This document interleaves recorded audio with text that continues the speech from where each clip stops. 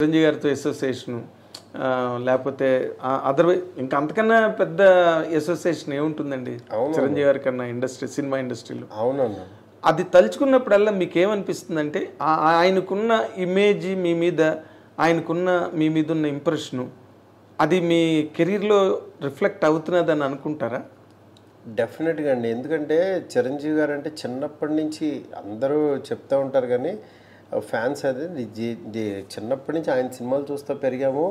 అంటే hard core fan లాగానే ఇంకా చిరంజీవి సినిమాలకి వెళ్ళటం, అరవటం, బ్యానర్లు కట్టడం, రాయటం, ఆయన బొమ్మలు వేయటం, నా ఆర్ట్ కూడా అలాగే డెవలప్ అయింది. ఓకే, చివరికి ఆయనకి ఉపయోగపడింది నా ఆర్ట్.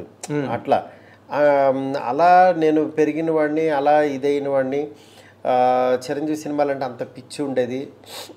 అలాంటి ఇది చిరంజీవి గారి దగ్గరికి చేరటం, నేను మళ్ళీ ఆయన నోట్లోంచి అప్లాజెస్ రావడం అనేది ఇది అంటే ఒక ఫుల్ఫిల్నెస్ అనమాట. లైఫ్ ఒక ఫుల్ అయినట్టు, ఆర్క్ ఫుల్ అయినట్టు. ఇంకా ఆయనతో సినిమా కూడా తీసేస్తే ఇంకా ఇంకా ఫుల్ పర్ఫెక్ట్ రౌండప్ అయిపోతుంది.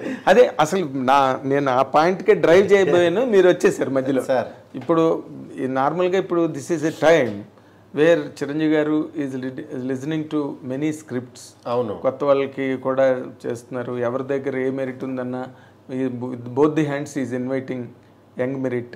అవును, ఇలాంటి దాంట్లో మీరు ఎప్పుడు ఒక కథ కూడా చిరంజీవి గారికి చెప్పిన అవకాశం కానీ యూ డిడ్ నాట్ టేక్ అండి? లేదండి. ఆల్రెడీ ఇప్పుడు నేను చేసే సినిమా ఇది గనక కొంచెం డిలే అయినా ఇంకోటి ఏదైనా అయినా చిరంజీవి గారిదే చేసేవాడిని. ఓకే, చిరంజీవి గారికి కూడా కథ చెప్పడం జరిగింది. ఆయన రెడీ అయ్యారు. ఆయన యాక్చువల్లీ విల్ గో హెడ్ అని అన్నారు. అంటే మంచి ఆయన కైండ్ ఆఫ్ ఒక డిఫరెంట్ ఫిల్మ్ ఒకటి చేశాను అనమాట. డెఫినెట్గా మామూలుగా సోషల్ సబ్జెక్ట్ అండి, ఫ్యాంటసీలేం కాదు సార్, జనరల్ సబ్జెక్టే. బట్ ఆయన కైండ్ ఆఫ్ టింజ్ ఆయన మళ్ళీ మనం చూసుకున్న ఫీలింగ్ ఉంటుంది. ఓకే, మన చిరంజీవి గారిని టైమింగ్ నేను చెప్పేది మెయిన్ ఆయనకుండే ఒక గరాన మూడు ఒక టైమింగ్ ఉంటుంది కదా. అవును అవును, ఆ కైండ్ ఆఫ్ టైమింగ్ లో ఇంగ్లీషా ఇస్తరాకులు కట్ట. అవును, కొన్ని డైలాగులు ఆయన చెప్తే, ఆయన నోట్లో చెప్తేనే బాగుంటాయండి.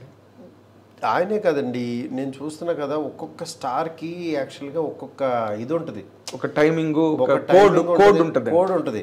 అంటే ఆయన వాళ్ళ యాటిట్యూడే సినిమాకి. వాళ్ళు జనరల్గా మామూలుగా కలిస్తే మనకి మనుషులాగానే, మనలాగా మనుషులే కదా అనిపిస్తుంది. అవునండి, కానీ వన్స్ స్క్రీన్ మీదకో లేకపోతే వచ్చినప్పుడు వాళ్ళ లోపల ఉన్న సోల్ మాట్లాడుతుంది బయటకు వచ్చి. అవునండి, ఆ సోల్ వచ్చి కనెక్ట్ చేసి వెళ్ళిపోతుంది. అది వాళ్ళు తప్పించి ఎవరో చేయలేరు. ఎగ్జాక్ట్లీ. అలా ఒకళ్ళు పెద్ద స్టార్ కానీ ఇంకొకళ్ళు ఇలా ఉన్నారని అంటే, స్టార్స్ అయ్యారని అంటే అంత ఈజీ కాదు. అవునండి, వాళ్ళు కోడ్ ఏదో అందరినీ హుక్ చేస్తారు. ఇప్పుడు నాని టైము వేరే వాళ్ళలో చూడలేం, నాని గారి టైమింగ్ అవును అది ఆయనలోనే ఉంటుంది. అట్లాగా నవీన్ పోల్సే టైమింగ్ తనలోనే ఉంటుంది. అలా మీకు చూస్తే ఆర్టిస్టులు అందరూ ఒకళ్ళకి కంపారిజన్ ఉండదు చూడండి. అవును, బన్నీ టైమింగ్ వేరే వాళ్ళు మ్యాచ్ చేయలేరు.